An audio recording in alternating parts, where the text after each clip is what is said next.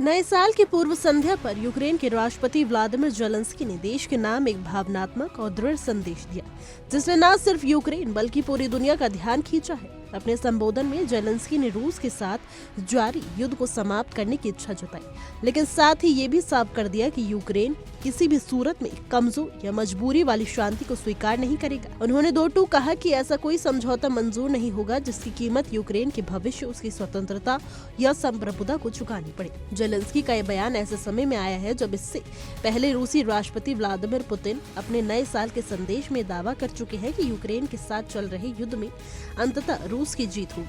Putin के इस आत्मविश्वास भरे बयान के जवाब में जेलेंस्की का संबोधन यूक्रेन के दृढ़ संकल्प और जज्बे को दिखाता है। उन्होंने साफ संकेत दिया कि यूक्रेन दबाव में आकर कोई फैसला नहीं करेगा और शांति तभी स्वीकार की जाएगी जब वो सम्मानजनक और स्थायी होगी। यूक्रेनी राष्ट्रपति ने आधी रात से ठीक पहले देश को संबोधित किया।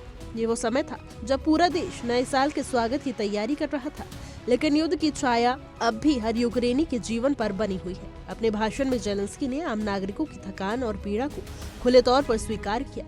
उन्होंने कहा कि लगभग 4 साल से चल रहे इस युद्ध ने यूक्रेन के लोगों को शारीरिक और मानसिक रूप से बेहद थका दिया। जेलेंस्की ने युद्ध की गंभीरता को समझाते हुए एक ऐतिहासिक तुलना भी की। उन्होंने कहा कि इस संघर्ष द्वितीय विश्व युद्ध के दौरान कई यूक्रेनी शहरों पर जबरन कब्जे से भी ज्यादा लंबा हो चुका है। इसके बावजूद उन्होंने भरोसा दिलाया कि चाहे हालात कितने भी मुश्किल क्यों न हो, यूक्रेन इस बार आत्मसमर्पण नहीं करेगा। उनका संदेश साफ था कि थकान हो सकती है, दर्द हो सकता है, लेकिन हार नहीं होगी। अपने संबोधन में जेलेंस्की ने यूक्रेन की जनता की सामूहिक भावना कुछ शब्दों में पिरोया। उन्होंने कहा कि यूक्रेन हर हाल में शांति चाहता है, लेकिन उस शांति की शर्तें यूक्रेन खुद तय करेगा। ये शांति किसी दबाव, डर या समझौते की मजबूरी से नहीं आएगी, बल्कि न्याय और सुरक्षा के आधार पर होगी। उन्होंने जोर देकर कहा कि युद्ध जरूर खत्म होगा, लेकिन यूक्रेन का अंत कभी नहीं होगा। उन्होंने अंतर्राष्ट्रीय समुदाय को भी एक अप्रत्यक्ष संदेश दिया कि यूक्रेन शांति के पक्ष में है, लेकिन ऐसी शांति नहीं जो आने वाले पीढ़ियों की असुरक्षित छोड़ दे।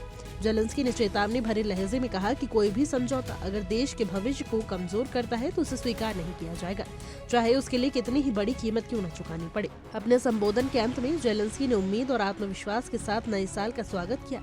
उन्होंने कहा कि यूक्रेन ने पहले भी कठिन दौर देखे हैं और इस बार भी देश एकजुट होकर इस संकट से बाहर निकलेगा।